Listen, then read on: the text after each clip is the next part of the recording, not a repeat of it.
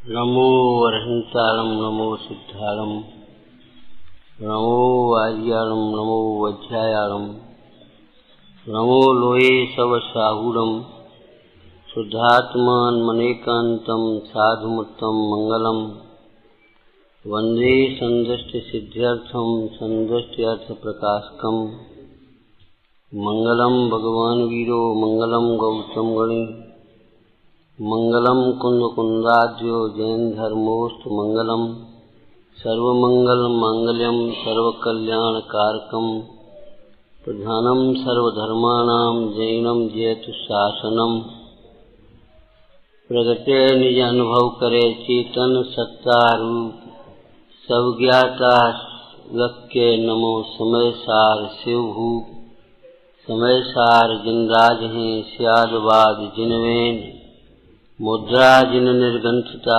नमो करें सब चैन वंदित सब सिद्धि धूमचल मनोम गदिम पते मोक्षाम समय पाहुर मनमो सुई बली बलिदम। श्रीमद कुंदकुंदाचार्य रचित समय सार परमागम श्रीमद आचार्य अमृतचंद्र कृत आत्मख्याति टीका संबर अधिकार।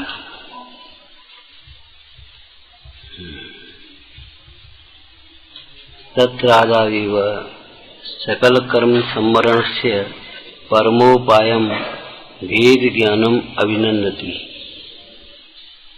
उभोगे उभोगो कोहादिशुनथ्य को उभोगो कोहो कोहे चेवहि उभोगे नथ्य खलु कोहो अत्यव्यप्ये कम्मे रोकम्मे चाविनथ्य उभोगो ओगम्मे कम्मम रोकम्मम त्याविनोवति एदम तो अविवरीदम प्राणम जय्याद होद जीवस्य तय्यान किंच कुब्बध भावम उपभोग शुद्धप्पा। मोक्ष मार्ग का प्रारंभ संवर तत्व से होता है। मोक्ष मार्ग में प्रयोजनभूत जीवादि तत्व हैं। उन प्रयोजनभूत तत्वों का अर्थ ये है कि इनको समझे बिना हम सुखी होने की कल्पना छोड़ दें, सुखी हो नहीं सकते। जल्दी में ऐसा अर्थ मत कर लेना प्रयोजनभूत माने सुख के कारण। प्रयोजनभूत तत्व माने सुख के कारण। यदि प्रयोजनभूत तत्वों को में का अर्थ सुख का कारण माना जाएगा तो अजीव और आश्रव बंध प्रयोजनभूत ही नहीं सिद्ध होंगे। यद्यपि प्रयोजन का अर्थ तो इतना ही है, जीव सुखी होना चाहता है, जीव का प्रयोजन सुख है, लेकिन फिर भी इन प्रयोजनभूत तत्वों का अर्थ ये समझना जिनके यथार्थ श्रद्धान ज्ञान के बिना जीव सुखी न हो। प्रयोजनभूत इन तत्वों के सम्यक निर्णय के बिना सुखी होने के सारे उपाय झूठे हैं। कोई कल्पना करे कि केवल हम पैसा कमा कमा करके सुखी हो जाएंगे, नाना प्रकार की भोग सामग्री इकट्ठी करके सुखी हो जाएंगे, पद प्रतिष्ठा प्राप्त करके सुखी हो जाएंगे, ये कल्पनाएं झूठी हैं। जालाकार पंडित दौलत राम जी कहते हैं, जो विमानवासी हु था सम्यक दर्शन बिन दुख पाए। विमानवासी हु था का अर्थ क्या होगा अगर अलग अलग किया जाए तो? आप क्या कल्पना कर रहे हैं? रत्नों के विमान तो नहीं बना सकते आप। ज्यादा से ज्यादा ये संगमरमर टाइल्स वाइल्स लगा देंगे, इसमें क्या करना? रत्नों के विमान नहीं बना पाएंगे। यदि रत्नों के विमान भी मिल जाए, बनाने नहीं पड़े, बने बनाए मिल जाए, तो भी अपने को आत्मा अनुभव किए बिना सुखी नहीं हो सकता। अपन सोचते हैं कि कुछ मकान अच्छा बना लें, गाड़ी बाड़ी कर लें, पैसा इकट्ठा कर लें, बस सुखी हो जाए। ये कल्पनाएं झूठी हैं। ये अर्थ तो पहले नंबर पर यहाँ लेना चाहिए। क्यों? कि यहाँ हमारा उपयोग अटका है। बहुत लोग, वो सीजन का समय है, इस समय उसका समय है, ये गोष्ठी का समय जरा ठीक कम है। व्यापार धंधा पहले दिखता है, घर के कार्य पहले दिखते हैं, शरीर पहले दिखता है, बाद बाकी हम देखा देखी कहते हैं आत्मा है, देखा देखी कहते हैं मोक्ष उत्तम है, देखा देखी कहते हैं सम्यक दर्शन हमारा लक्ष्य है।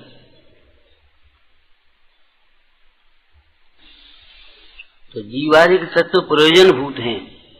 सम्यक तो सन्मुख मिथ्या दृष्टि के प्रसंग में टोटामल जी ने कहा, अहो जब तक ये बात सुनते हुए न आ गए, इनमें तो मेरा ही प्रयोजन भाषित होता है, तब तक यहाँ रुचि नहीं लगेगी, मन नहीं लगेगा। आगे की जो प्रक्रिया है, निर्णय विचार चिंतन अंतर्मुख उपयोग में आत्मा का ग्रहण, वह नहीं हो पाएगा।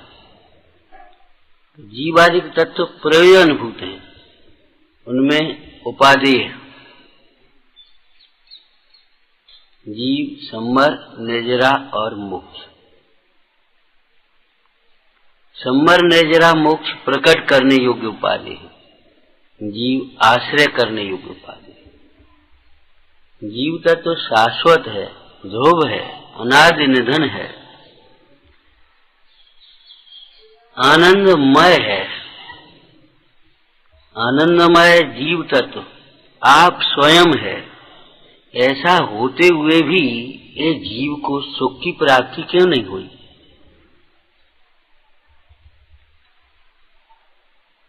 अंतर में आनंदमय तत्व विराजमान, और वह कोई और नहीं, वह स्वयं ही है, और फिर भी दुख का वेदन।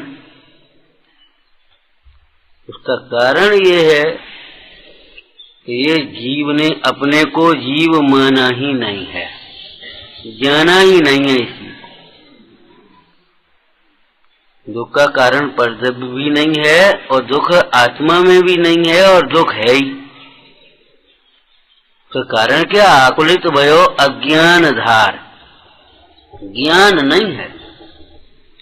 इसीलिए सुखी होने के लिए कोई दूसरी प्रक्रियाओं का उपदेश न देकर जिन शासन में तत्व ज्ञान करने का उपदेश दिया है। पंडित टोटामल जी कहते, प्रथम दुख दूर करने में आपा पर का ज्ञान अवश्य चाहिए। सचमुच ज्ञान के बिना ऐसा है, सब कुछ होते हुए भी नहीं है। सूर्य का प्रकाश, उसे प्रकाशित करने के लिए किसी अन्य प्रकाश की आवश्यकता है? ज्ञान के बिना कौन देखेगा उसे? उसे कौन देखेगा?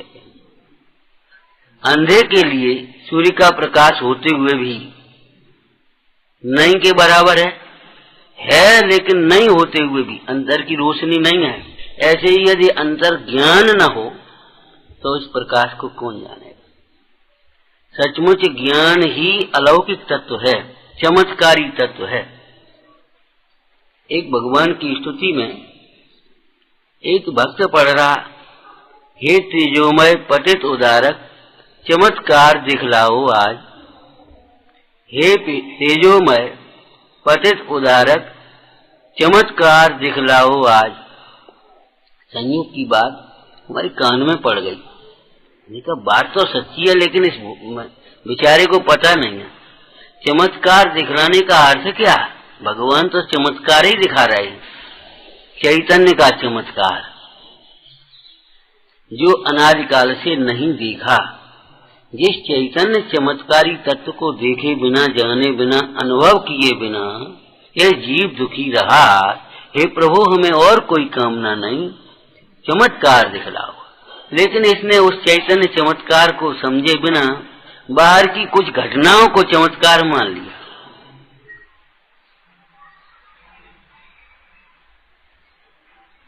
वे तो पुद्गल के परिणमन है, उनमें चमत्कार की कोई बात नहीं है।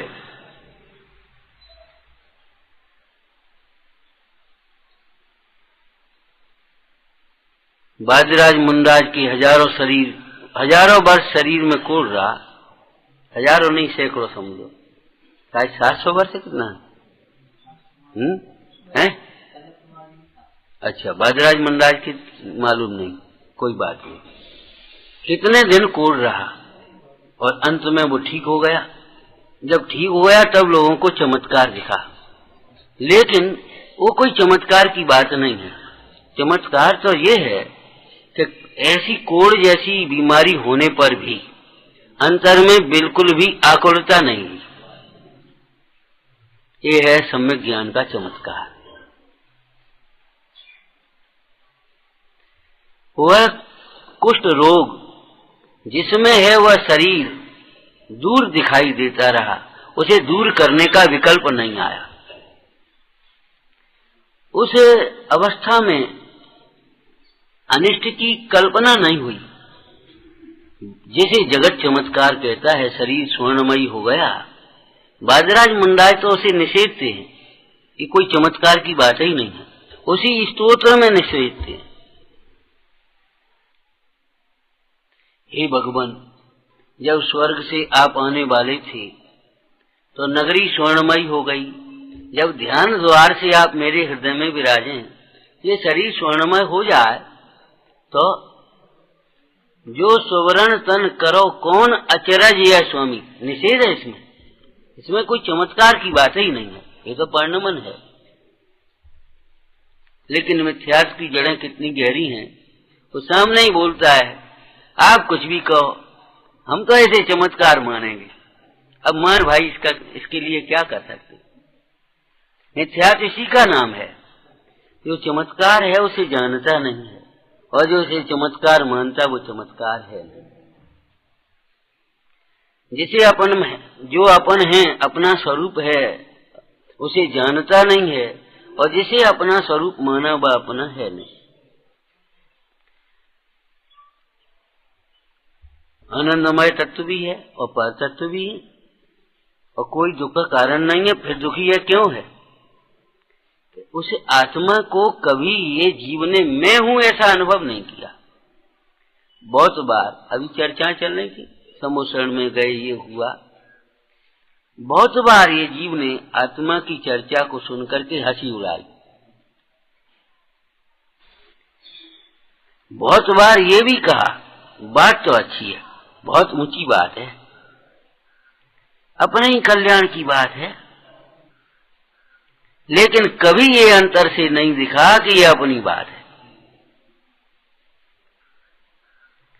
पहले कहा था ध्यान हो तो इतनी सभा में यदि एक हम नाम लेकर के पुकारें तो आदमी ऐसे देखने लगेगा मुझे कह रहे, और वो बहुत प्रसन्न हो जाएगा। लेकिन आत्मा कह करके पुकारते तो किसी को लगता ही नहीं है यानी क्या है, किसी का नाम ही नहीं लेते। अरे नाम, सबका नाम आत्मा ही तो है भैया, किसका नाम लेंगे अलग अलग। लेकिन ये लगता नहीं है ये आत्मा कह रहे तो मुझसे कह रहे। अगर एक नाम ले दिया जाए तो ऐसा लगता है मुझसे कह रहे। कभी आत्मा में अपनत्व नहीं आया, और पर में अपनत्व इसीलिए नहीं छूटा। प्रसंगानुसार हम वेद ज्ञान की चर्चा करते रहे। टोटमल जी ने कहा प्रसंगानुसार सच्ची बातें बनाता है, देखा देखी उत्तम कहता है। पढ़ करके सुन करके हम भी कहने लगे हम तो जीव हैं, और जीव अलग है और शरीर अलग है, ज्ञान अलग है, राग अलग है। इसको हमने वेद ज्ञान कर लिया केवल इतना। लेकिन इसमें मैं कौन हूं, मैं पना किसमें स्थापित किया, ये रह गया। शरीर अलग है, आत्मा अलग है, ठीक है, लेकिन मैं कौन हूं, मैं किसको माना। राग अलग है, ज्ञान अलग है, लेकिन मैं कौन हूं, मेरा स्वरूप कौन सा है, ये नहीं देखा। तो संवर और निर्जरा मोक्ष ये प्रकट करने योग्य उपाधि है। संवर के प्रकट होने पर ही मोक्ष मार्ग का प्रारंभ होता है। सुख का स्वाद आया, सुख की प्रतीति हुई, सुख के मार्ग की प्रतीति हुई, और उस आत्म स्वरूप को भाते हुए ये जीव सुख की वृद्धि करता हुआ आत्म स्वरूप में समा जाता है और परम सुखरूप अवस्था को प्राप्त होता है। ये संवर तत्व मोक्ष मार्ग का पहला तत्व है। यह संवर अधिकार तत्वासूत्र में भी लिखा और यहाँ भी लिखा। वहां संवर अधिकार की जब चर्चा करी तो क्या कहा? आश्रव निरोध संवर सह समित गुप्त पर ये चर्चा आ गई। यहाँ पर जब संवर अधिकार की चर्चा की तो एक शैली अलग है। आचार्य महाराज क्या करना चाहते हैं? अमृतचंद स्वामी उत्थानिका में कहते हैं कि संवर के उत्कृष्ट उपाय रूप भेद ज्ञान की चर्चा करते हैं, क्योंकि संवर की चर्चा के लिए नहीं है, संवर प्रकट करने योग्य उपादेय है। तो ये संवर की चर्चा करते हुए संवर प्रकट कैसे हो, ये बात भी यहाँ आना।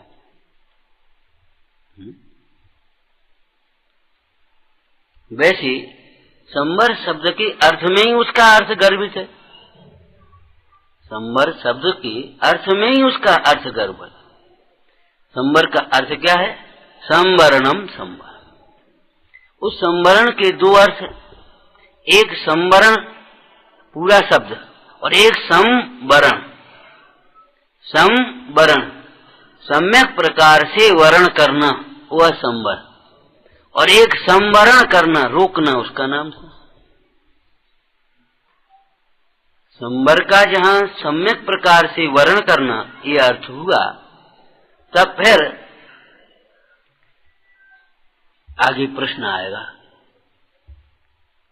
केवल शब्दार्थ परिभाषा में नहीं लगती। जैसे साधु, साधु माने स्वरूप की साधना करे उसे, साधे उसे साधु कहते हैं। लेकिन किसको साधे, कैसे साधे, किस लिए साधे, ये उत्तर भी उसमें गर्भित होना चाहिए। और नहीं तो साधे उसे साधु कहेंगे तो विद्या साधन करने वालों को भी साधु कहना पड़ेगा। और लौकिक में झूठे स्वार्थों को साधने में दुनिया लगी है। लेकिन किसे साधे? साधयंत नित्य शुद्धम, द्रव्य संग्रहकार कहते हैं साधयंती नित्य शुद्धम। पर्याय की ओर से कहें शुद्ध रत्नत्रय को जो साधते हैं, स्वभाव की ओर से कहें जो शुद्ध स्वभाव को साधते हैं। तो स्वभाव के साधने वालों को साधु कहें? नहीं, इतना ही नहीं, उसका और भी विशेषण। किसके लिए? किसी लौकिक प्रयोजन के लिए नहीं, मात्र आत्मार्थ के लिए, सुखी होने के लिए। साधने का कोई अन्य प्रयोजन नहीं है। जैसे सुकुमाल चरित्र में वह सुकुमाल का जी वायुभूति अग्निभूति की चर्चा है। उनके गुरु का क्या नाम? सूर्यमित्र। वह सूर्यमित्र केवल वह विद्या प्राप्त करने के लिए साधु हो गया था, ऐसा नहीं।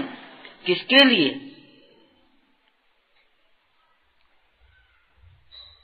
नरकादिक के भय से और स्वर्गादिक के लोभ से इस मार्ग में लगने पर भी ये मार्ग समझ में ही नहीं आता, मिलने की बात तो बहुत दूर है।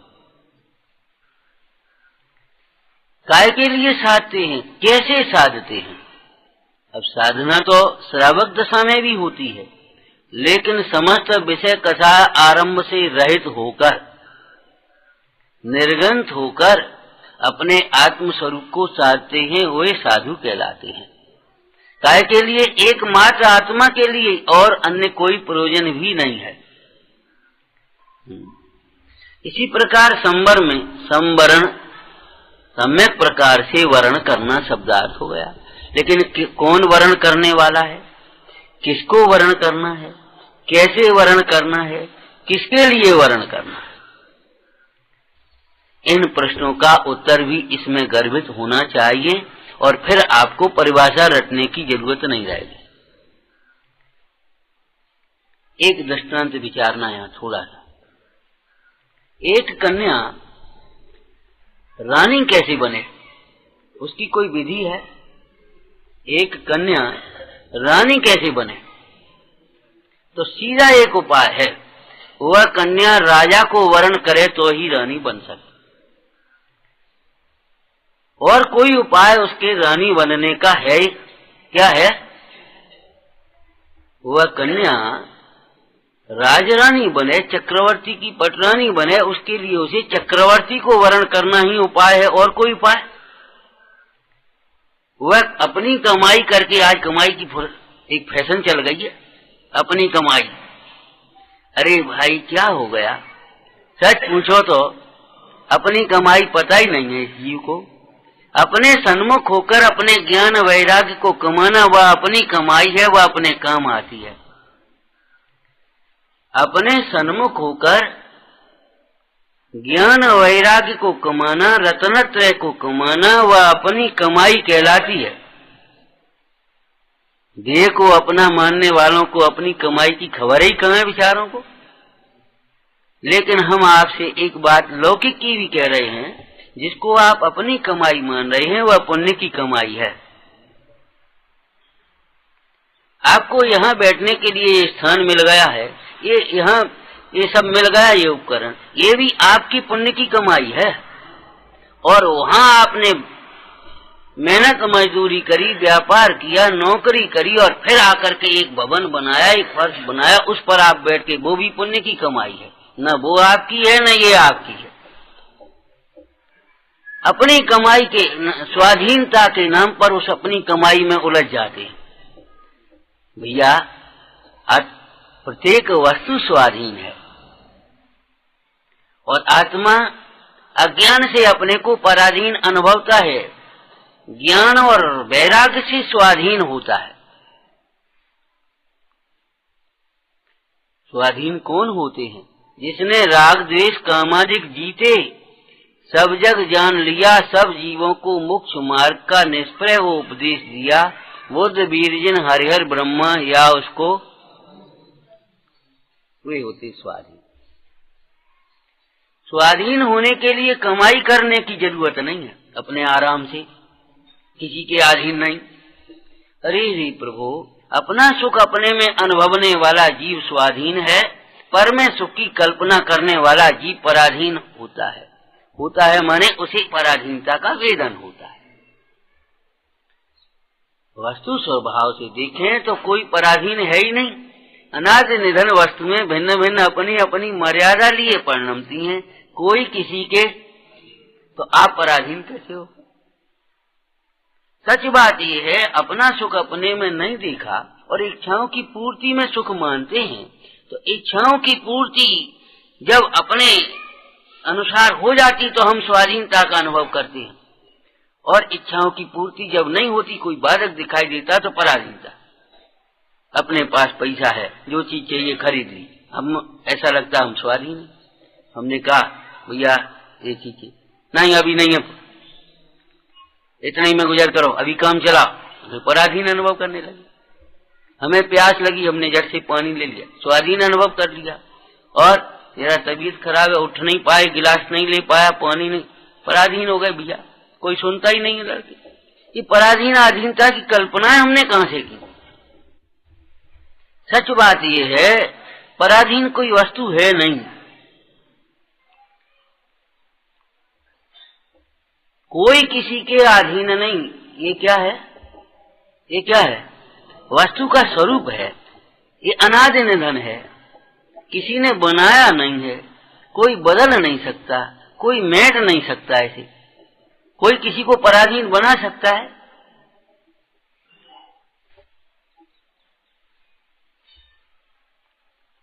बड़े बड़े राजा लोग आक्रमण कर लेते हैं और देखो उनको पराधीन बना दिया। पराधीन पर ही पर के अधीन होता है, पर का परिणमन पर में होता है भैया, पराधीन कोई नहीं होता। कोई चक्रवर्ती भी क्या 6 खंड को अपने अनुसार चला सकते हैं? ऐसा प्रस्ताव पास कर सकते हैं? हमारे शासन में कोई नहीं मरेगा। हमारे रहते हुए अगर मर जाए कोई, हमारे राज्य में ये नहीं चलेगा। कोई कर सकता है? नहीं कर सकता। चक्रवर्ती के किले को दुर्भेद अभेद कहते हैं। अभेद नहीं है, दुर्भेद है। उसमें बाहर के शत्रुओं का प्रवेश कठिनता से होता है, लेकिन उसमें कर्म शत्रु प्रवेश पाते हैं। वहाँ मोह राग देश रूपी शत्रु हैं, घुसे हैं। अभेद का अभेद तो आत्मा का किला है, जिसमें कोई प्रकार के शत्रु होते नहीं, प्रवेश। जब 7वीं गाथा पढ़ी, ऐसा लगा अन्य को राजा तो उपचार से कहा जाता है, जाने कैसे कहा जाता है, मोदय जी के वृथान कल्पना हो। सचमुच राजा तो जीव ही राजा है,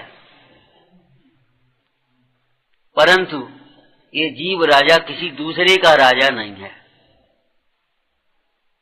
इस जीव राजा को किसी ने राजा बनाया नहीं है। यह अपने ही सहज ज्ञान रूपी साम्राज्य का सम्राट है। यह अपने ही अनंत गुणों का भूप है, अपने अनंत वैभव से वैभववान है, शाश्वत भगवान है, स्वभाव से ही महान है। सचमुच जीव राजा ही राजा है। इस जीव राजा की उपासना करने वाला जीव ही व्यवहार के राज पद को प्राप्त करता है। मुनिराज, जिनराज, सिद्धराज, राज है ना, ये मूल में जीव राजा है। और जीव राजा जब कहा है ना, तो मुक्त रमणी कही, रानी कही, उससे रानी, जीव मुक्त रानी कहा ना। तो ये परिणति को वर्ण करना है। परिणति में तो दुख है, परिणति में दुख है। ये परिणति सुखी कैसे हो? सुख रूप अवस्था का नाम ही अपन तात्विक भाषा में कहें तो मुक्त अवस्था है। नियम सार जी की परिभाषा में कहें तो समस्त कर्मों के नाश पूर्वक होने वाली महा आनंदमय जो दशा है, उसी का नाम मुक्त दशा है। और आनंदमय जब कहा तो एक प्रयोजन की मुख्यता से कथन किया है। बाद बाकी उसमें सर्व गुणों की सर्व प्रकार से शुद्ध दशा एक गर्वित समझना चाहिए। तो ये परिणति को वर्ण करना है। परिणति को हमेशा कन्या की उपमा, स्त्री की उपमा देते हैं, आत्मा को पुरुष की उपमा देते हैं।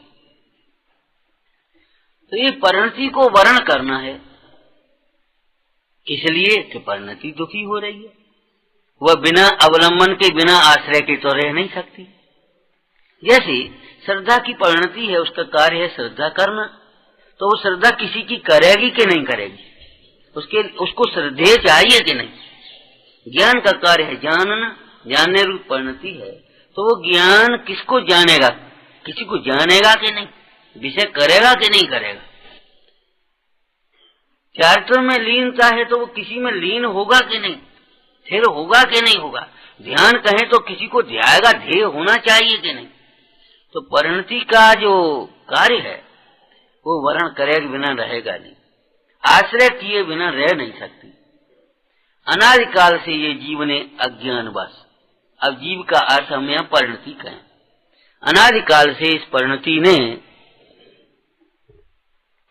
पर्यार्थिक नय से पर्याय को भी जीव ही कहा जाता है, कोई बात नहीं है इसमें।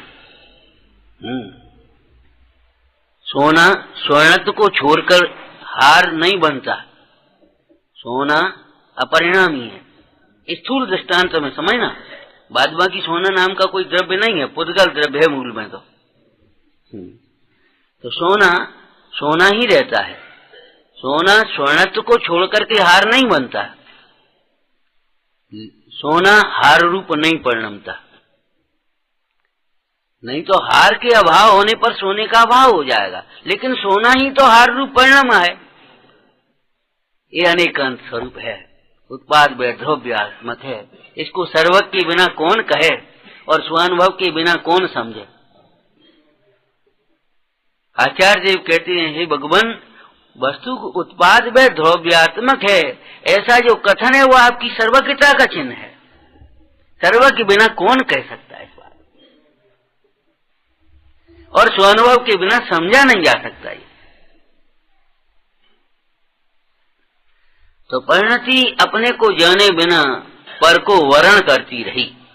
वर्ण करने का अर्थ है उसमें अपनत्व करना, उसे अपना स्वामी मानना।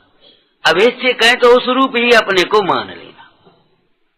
जैसे कोई कन्या जब वरण करती है किसी को, वह कन्या कौन बनेगी वरण पर निर्भर करता है। अगर भिखारी को वरण करे तो वही कन्या भिखारी नहीं हो जाएगी, और अगर व्यापारी को वरण करे तो वही कन्या सेठानी हो जाएगी। डॉक्टर को वरण करे वही कन्या डॉक्टर नहीं कहलाएगी, और वही कन्या राजा को वरण करे तो।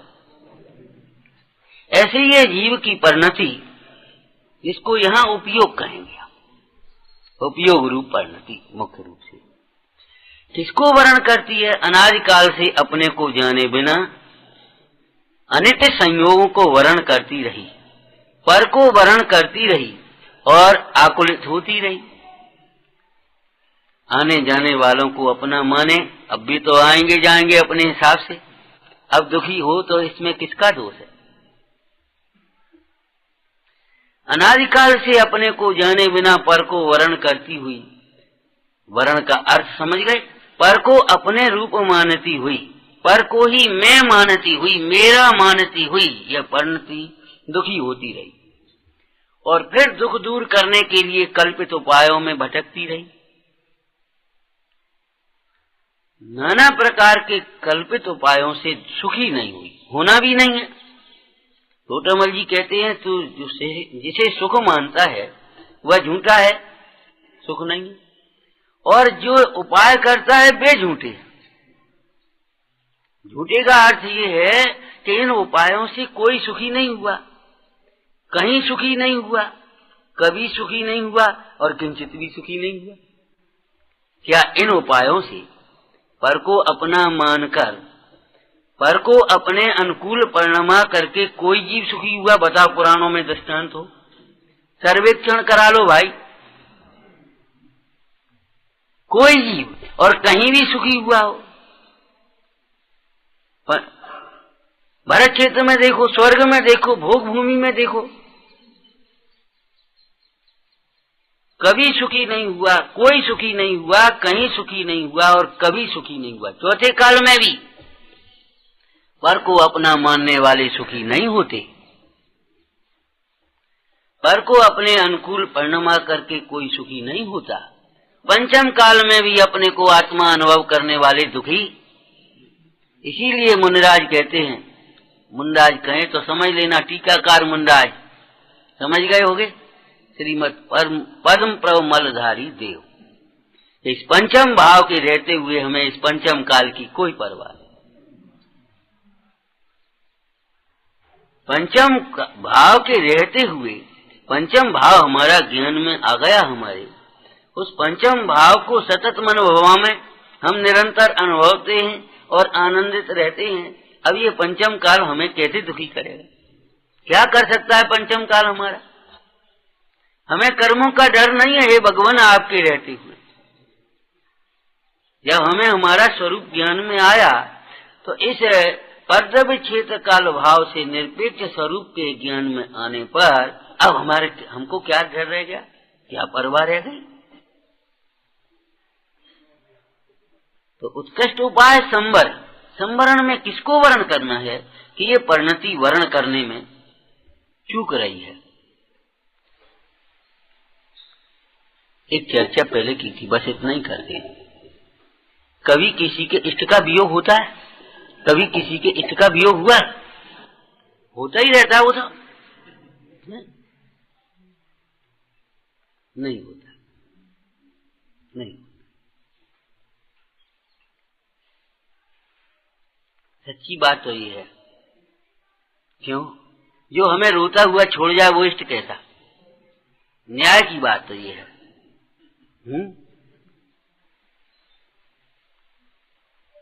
अरे इष्ट तो वो है, हमें बहुत दुख है, आप जाओ मती, तो नहीं जाए, लेकिन हम रोते रहे और चला जाए फिर भी हम इष्ट माने, ये हमारी भूल है। सच बात, इष्ट तो वह है जिसने हमें कभी नहीं छोड़ा है। कहा था, बाकी याद है? अपना चैतन्य भाव, अपना परम भाव, पंचम भाव, ज्ञायक भाव अपना परम इष्ट है, और उस ज्ञायक भाव की आराधना हमारे लिए इष्ट है, वही हमारे लिए सुख का कारण बनती है। अन्य में इसकी कल्पना मिथ्या है, कि मोह है। अब हमने वियोग होने वाले को इष्ट मान लिया और हमने मान लिया इष्ट का वियोग हो गया। ये भूल किसकी रही? ऐसे ये परिणति ने अनादि काल से पर को अपना मान लिया, अनित्य को अपना स्वरूप मान लिया और अब उसके वियोग में रो रही है, दुखी हो रही है। वर्ण करने से पहले सोचना चाहिए, वर्ण करने से पहले सोचना चाहिए किसको वर्ण करें। अज्ञान में, भोलेपन में, चाहे भावावेश में, चाहे किसी के कहने से, चाहे अपनी मूर्खता से यदि गलत वर्ण करेगा तो उसका जिम्मेदार कौन होगा? हमने अपने ही अज्ञान से और लौकिक जीवों के कहने में आकर संयोगों को वर्ण किया, इन अनित्य पर्यायों को वर्ण किया, पर को वर्ण किया और दुखी बने रहे। और अब हम वही सुखी होने की कल्पना करते रहते हैं। ये कोई सुखी होने का उपाय नहीं, तू जो उपाय करता है वह झूठे। आचार्य कुंद स्वामी कहते हैं वर्ण करने से पहले, अपना मानने से पहले ये सोच लेना चाहिए, समझ लेना चाहिए भली प्रकार से कि अपना हो सकता है या नहीं। जो जिसमें अपना बनने का कोई धर्म ही नहीं है, कोई सामर्थ्य ही नहीं है, उसे हम अपना माने। हम कहें कुछ नहीं और हम आपका भरोसा कर दें कि अमुक काम करना है तो आप आ जाएंगे, सो प्रवचन कर लेंगे और आप इतना रुपया दे देंगे और आप ये, और कहें किसी से कुछ नहीं और न किसी ने कुछ हाँ कहा और बस हम बैठे रहे और जब समय आया तो कोई नहीं, क्या करें? सब झूठे हैं, सब बेकार हैं, बताओ किसी का भरोसा नहीं। बात क्या हुई कि हमने सोचा था ये आ जाएंगे सो प्रवचन कर लेंगे, ये आएंगे सो विधान कर लेंगे, ये आएंगे सो ऐसा कर लेंगे, ये आएंगे व्यवस्था देख लेंगे। तो किसने कहा? किसने था? कि किसी ने नहीं। ऐसी दशा तो नहीं है हमारी। एक लोकोक्ति मुहावरा है ना, मान न मान मैं तेरा मेहमान। ऐसे हम जबरन हमने अपना मान लिया। उसने कब कहा हम अपने? हमने जबरन इष्ट मान लिया कि उसने कब कहा हम तुम्हारे लिए इष्ट हैं, हम तुम्हें सुखी बना देंगे।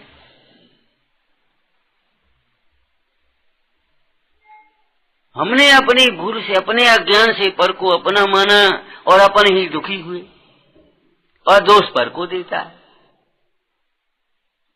आप तो मेहनत रहना चाहता है, अपना दोष कर्मादिक को देता है। सो जिन आज्ञा माने तो जिन आज्ञा तो ये है भाई कि अपने को पहचान। कार्य के होने में निमित्त होता है लेकिन निमित्त दोष ही नहीं होता।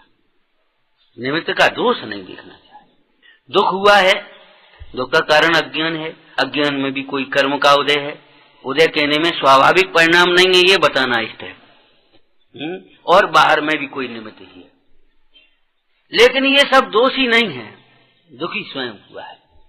स्वयं अज्ञान रूप न परिणमे, स्वयं अनिष्ट इष्ट की कल्पना न करे, स्वयं दुख का भेदन नहीं करे, उसी विश्व में कोई भी दुखी करने में समर्थ नहीं है। इसी प्रकार स्वयं वेद ज्ञान करके यदि सुखी न होवे तो कोई सुखी करने में समर्थ नहीं है। हम सोचें वेद ज्ञान न करें और हे भगवान हमें सुखी बनाओ, कहा था आपने, देखो भगवान के पास आए ये तो बहुत अच्छा हुआ, ये कोई गलती नहीं हुई। गलती ये हुई भगवान भरोसे पड़ा रहा। यहाँ आए ये तो बहुत अच्छा हुआ, लेकिन हमने इनकी सुनी नहीं भगवान की, भगवान के भरोसे बस अब हम आ गए। मैं नहीं तेरे भरोसे। कि हमने कब कहा था हमारा भरोसा करो। हमने ये कहा था भरोसा करो, विश्वास करो, श्रद्धा करो। तुम्हारा भाव ही श्रद्धा करने योग्य है, भरोसा करने लायक है।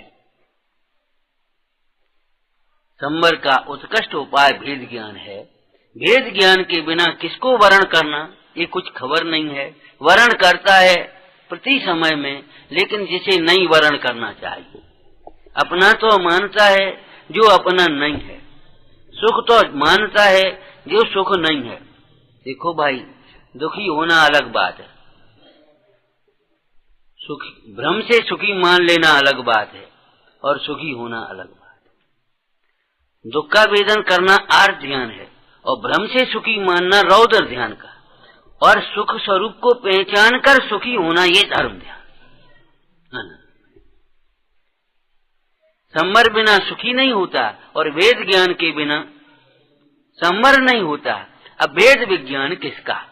वेद विज्ञान में हमने पर और पर में वेद ज्ञान करते रहे, ये अपना ये पराया। अरे भाई, जो पराया सो पराया और जिसे अपना माना सो भी पराया। अपने को पहचाना भी, उसी में दो बंटवारे करे हैं पर में। जैसे पर द्रव्यों में करे ऐसे ही पर भावों में करे। अपने ज्ञान मात्र भाव को जानता नहीं, और जिसे अपना भाव मानता है वो परम भाव मानता है, वे पर भाव हैं, और जिन्हें अपना मान लिया है वे भी पर भाव हैं।